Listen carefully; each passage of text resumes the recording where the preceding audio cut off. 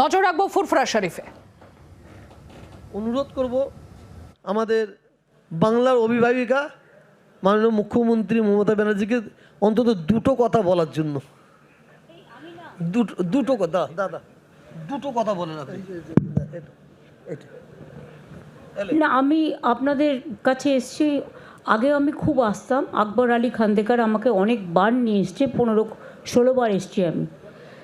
কাজে এটা আমার কাছে নতুন কিছু নয়।